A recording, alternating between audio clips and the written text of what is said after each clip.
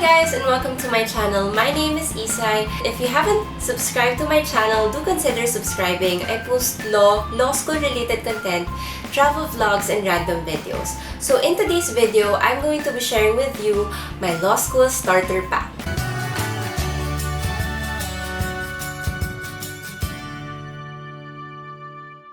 So this video is going to be divided into 3 parts. The first part would be about references. Second part would be about writing materials or note-taking materials. And lastly would be the gadgets. So let's go ahead and get started. In terms of the references, you have so many choices when it comes to the books or your reference materials. But when it comes to your caudals, like this, my civil code, this is a codified book of the different laws in civil law. Okay, that sounded a little bit confusing, but basically, the laws inside this civil code, caudal, are first, of course, your civil code of the Philippines.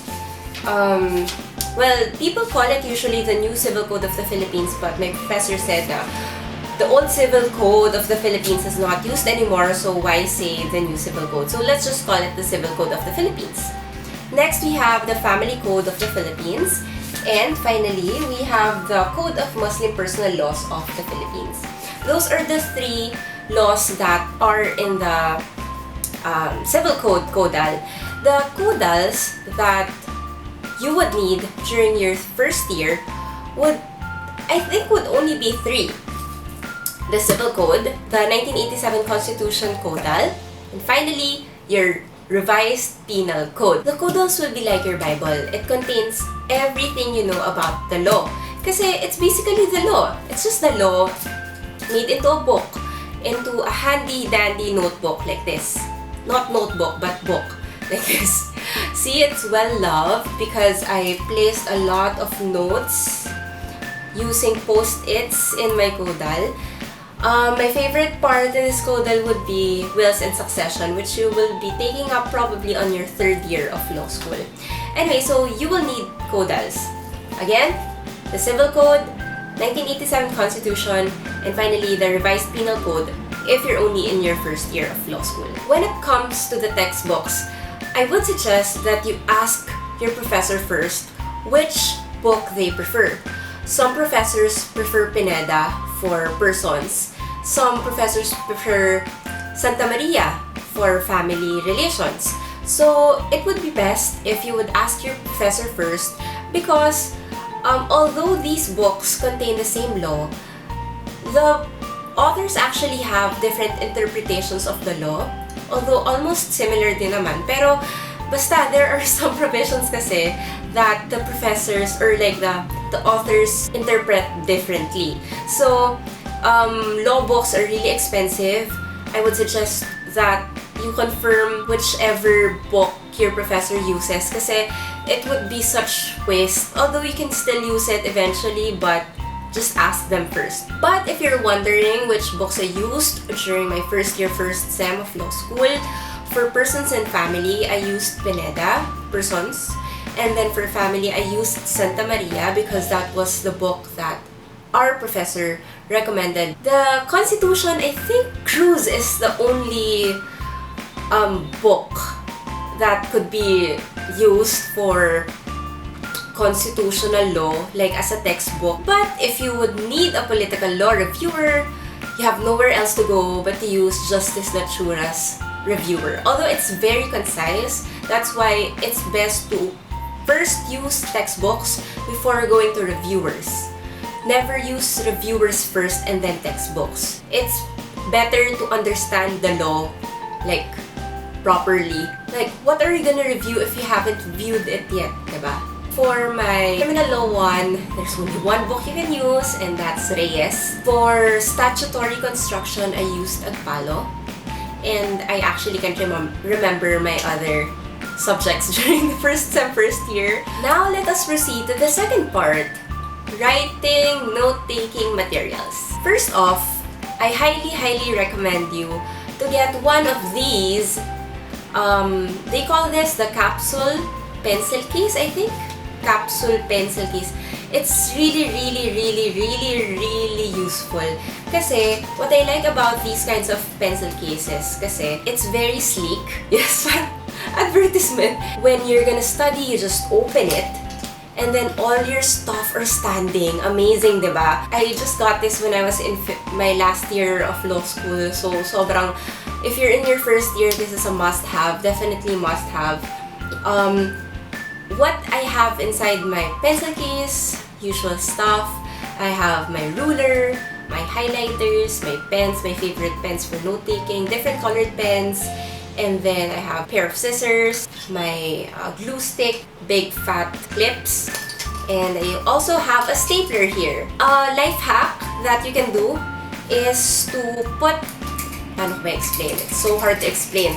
A life hack that I did, although it got destroyed now because of wear and tear, I glued one side of the Velcro onto my pencil case and then one side of the Velcro onto my glue stick. So when when it sticks there, it's gonna stick here, and then just imagine it sticking like this here. And then I turn it upside down like that. It's not gonna fall. And when I open it, it's not gonna fall as well. Amazing, right? Life hack. I also did that to my stapler, but again, due to wear and tear, it got broken. You have to have different colored highlighters. I could not stress this enough. In law school, there are gonna be a lot of general rules, exceptions to the exceptions. So it's best to have a system for that. I'm not sure whichever you prefer. What I did was that I used green, yellow, and orange as my highlighters, and then I used one for general rule, the other color for the exception, and the other color for exceptions to the exceptions, and stuff like that. So be systematic because it will be really helpful for you when you are reviewing your book or notebook or notes or whatever. Next, another must-have would be post-its. As you can see, in my civil code, I do have a lot of post-its here, especially during my wills and successions part.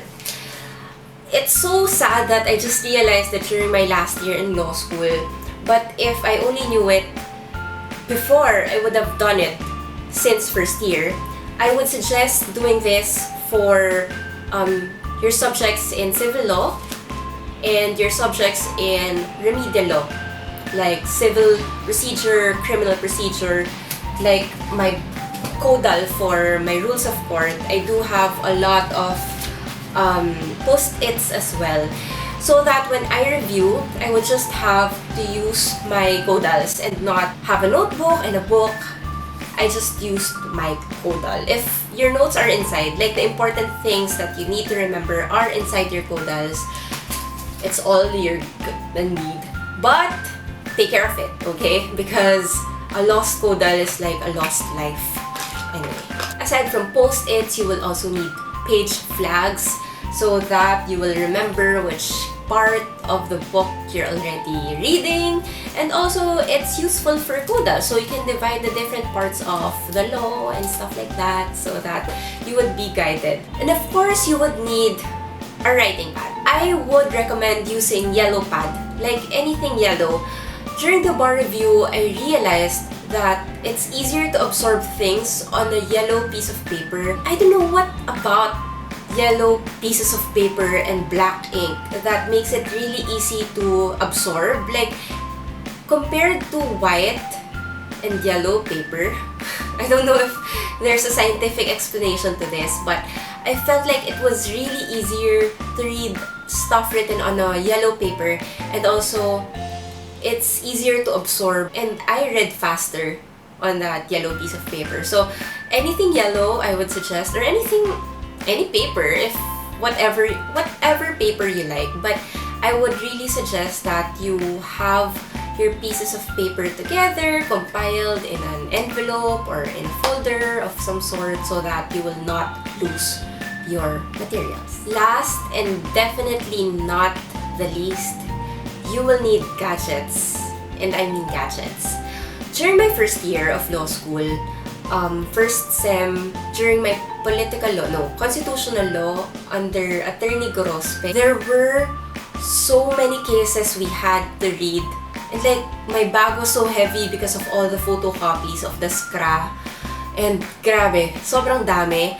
And since I realized that there were a lot of cases I had to read during my first year of law school, I told my mom that I needed an iPad, or no, I told her that I needed a tablet. At first, I wanted to settle for a Samsung tablet kasi during that time, iPads were expensive. Like, I think iPads are still expensive, but during that time, I think it was around 25,000 pesos, which is expensive, and I was still in my first year, so parang I wasn't working. So I really had to ask my parents for that. But my sisters actually told me that if ever I'm gonna buy a tablet, I should get an Apple tablet. So I got the iPad. And up to this day, my iPad 2 is still living. So it's really very durable. I'm not sure about the quality nowadays, but mine is still living, and my nephew is actually using it right now. So yeah, it's a good investment. For your iPad, you can use it to take notes. I used the app AudioNote. It was my favorite app ever. I had it since first year. Until now, I still have AudioNote. The good thing about AudioNote is that I actually like recording lectures when we are allowed to record lectures. I try to record lectures and then I transcribe them. So the great thing about AudioNote is that when you are typing during the lecture, or when you are note-taking using that app, and then you want to review that recording and your notes, there is an option to actually tap.